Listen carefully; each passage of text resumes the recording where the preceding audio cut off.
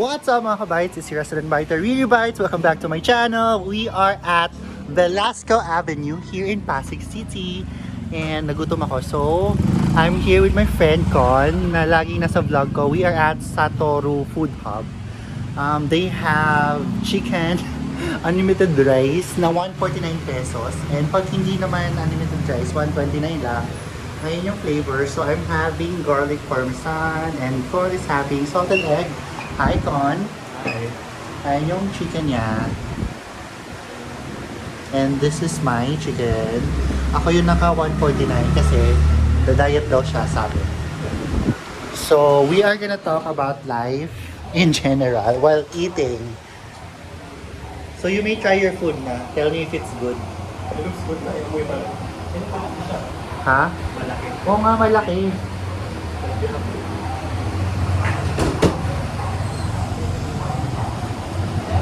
Thanks po. Hindi ako nang gaganyan. Pero kung gusto mo ng royal, sabihan mo ko. Hindi ka nagaganda. I think kailangan ko pala. Kasi wala akong pang-bukas.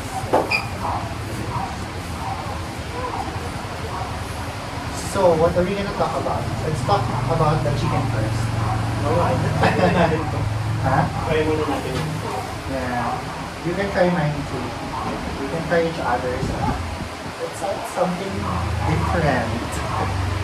Iba yung daten. Chicken mo. I wanna try your chicken. So, kumusta ka naman? Kumusta ang buhay? Ikaw sa yung one. In general. Ano kasi, ang hirap kasi sagutin. No? Pag tinanong kang kamusta. Oo nga. Kasi maraming aspect yun. Ano bang naisip mo sa or sa atin siguro? Ano ba yung naisip natin ng current na? Ano ba yung kinamusta mo sa atin? Oo. Ano ba yun? Parang deep inside, ano ba yung sasagot mo sa So, eto, magiging specific na lang ako. Kumusta yung negosyo mo? negosyo? Ay, wow. Thankful sa mga loyal customer. Kasi bumabalik tayo sila. And of course, yun, natutuwa sila sa food. May food ka na, yung waffle. Yung nachos. Nachos pa ito. Waffle wala pa. Wala pa kasi, ate ko kasi, Maarte ka? arte. Maarte siya. When it comes to food, gusto ko kasi, di ba? Something unique. Pero lagi naman. Paano yun? Afford ba nila yung nachos? Yeah. Magkano yung nachos mo? 99? No, that's 70 pesos. Oo, ang mura! Tapos 90 pesos for the Mura. 2, and then 3 is So, kung hindi nyo pa siya nakikita sa mga vlogs ko, siya po si Mr. Kwento. Ito po yung links ng mga social media nila. Coffee shop po yun na nasa Quezon City, San Tandang Sora, sa Santa Peter Yoel. Yeah. Somewhere there. So, we're gonna try Satoru's chicken. First, walang sauce. Wow! Oh my God! Sarap! fresh.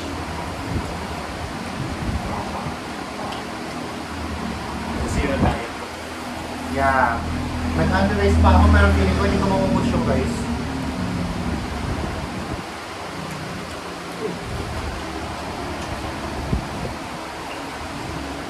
So yung only rice nila, may kasamang blue drink. I think it's lemonade. Blue lemonade. Baka.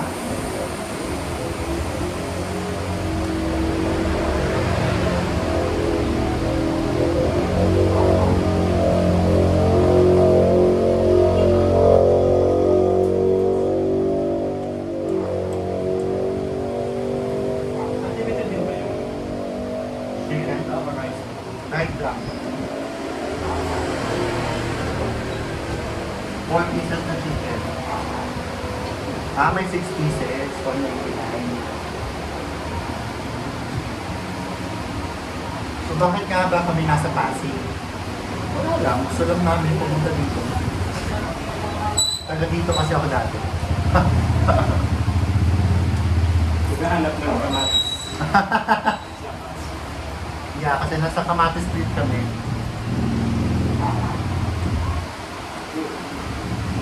Sarap ng sauce.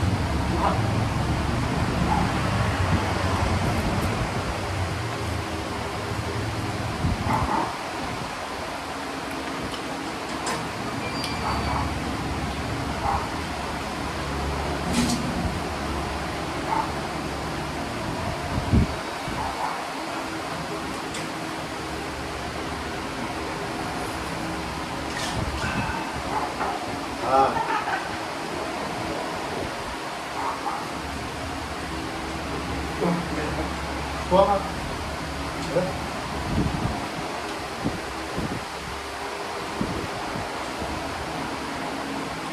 Ano nga yan? Salted egg?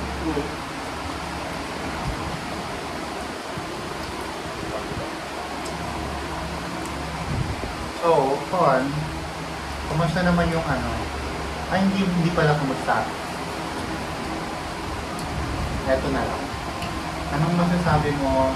Anong best relationship advice mo currently? In general, ah. General question. General, To make a long-lasting relationship lang. Or basta to work lang.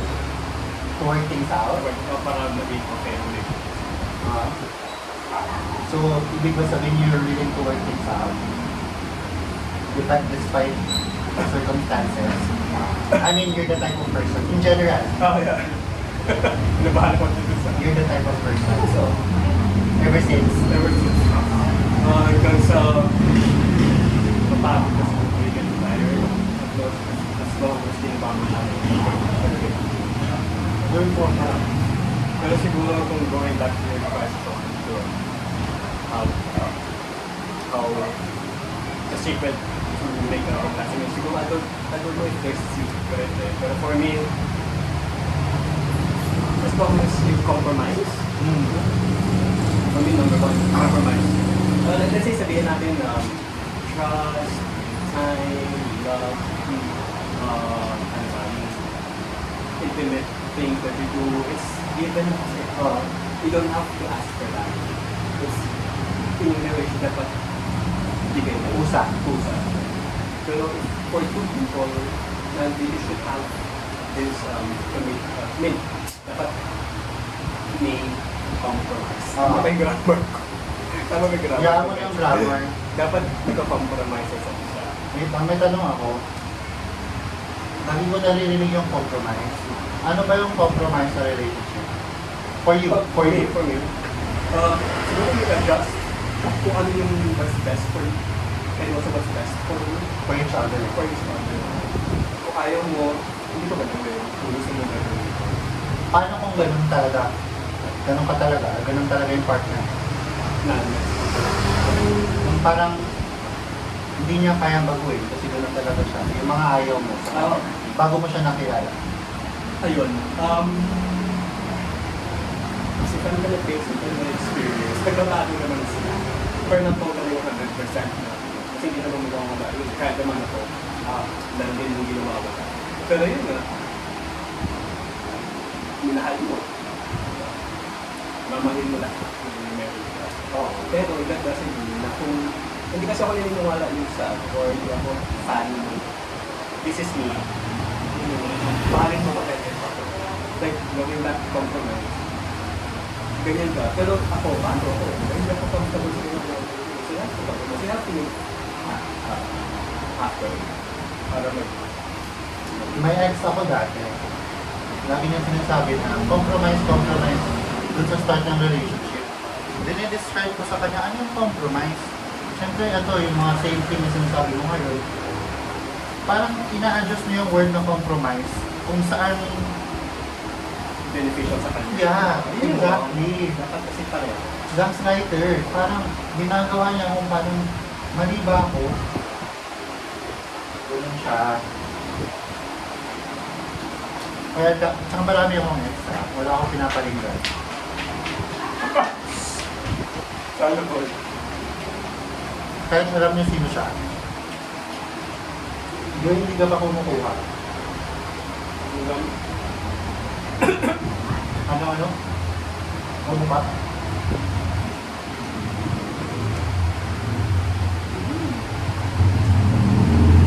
Okay lang ex.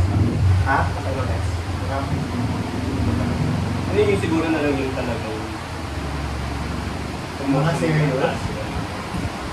Mga serious? Saka around 5.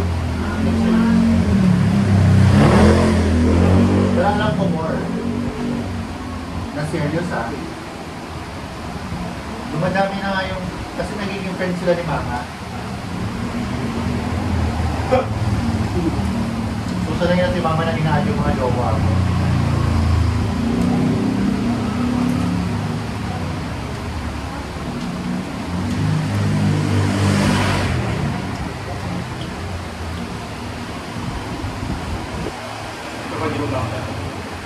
Akin na yung wave. Sa'yo itong wave.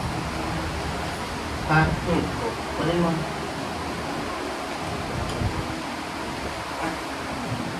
Ano yan? Ano yan? Ay! Boy! Bastos ka. Charot lang. Ako yung bastos. Nalulunod ako. Bossing, paano naman ang blue drink, bossing? Ano ba? Unlimited yung blue drink. Sorry, maano yung kamay ko. Ay, Ay, ako na lang. Hawakan ko na kasi. Para ano na lang yan. Kung pala. Sorry. Sarap ng chicken nyo ah. Wala kay Andy chicken oh. meron po. Magkano? 299. Nasa labas po. Okay. So may Andy chicken sila, 299. Ano? Hindi ba kayo nalulugi sa 299? Subuka ako, babalik ako ah. Pag gutom na gutom ako ah.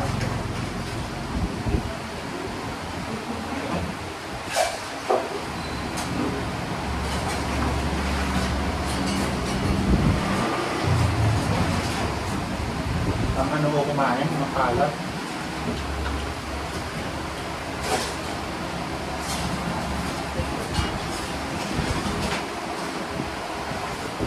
Ano ko na nga? Ayan, nag 12 minutes na.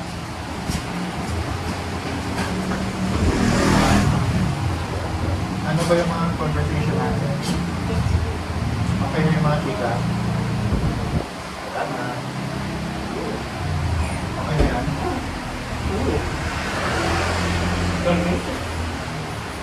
Ano ba yung max? Wait lang. May mga takeaway ka ba on how you deal with relationships in general? And what advice you can give sa mga gusto magka-relationship or may mga pinagdadaanan? Takeaway. Takeaway is advice ko. Don't get into a relationship if you're not ready. That's number one. Paano magiging ready? Ready in what sense? Na wala kang ibang kausap? Yun lang yun. Or you're mature? Lahat. Siguro sa karir mo, sa health mo, sa career, sa yun, wala ka rin bang ka-date. Yeah. Don't step into a relationship pag hindi ka ready. And somehow, well, yun eh, kasi we are humans, we change. Hindi natin pagpasok natin sa isang relationship, yung mamarealize na kailangan ko palang stop. Hindi natin masasabi. Pero yun siguro, once ready ka na, then Go into a relationship.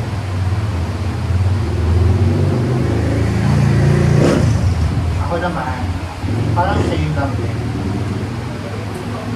At saka ang issue ko ngayon, parang ang hirap maging emotionally available kung yung mga naging experience mo hindi maganda. Di ba? Parang, paano mo ibibigay yung kinuha sa'yo? Eh wala na yun sa'yo eh. Hindi mo na yun naibalik. Kasi binigay mo yung dati ng buo mo. Di ba? Nang walang pag-aalinlangan. Paano mo maibibigay yun eh wala na sa'yo? So, kailangan mo muna siguro maging ready talaga na balik yun. Saka pag kaya mo na ulit ibigay yun, saka ka na lang siguro mag-jowa. Uy!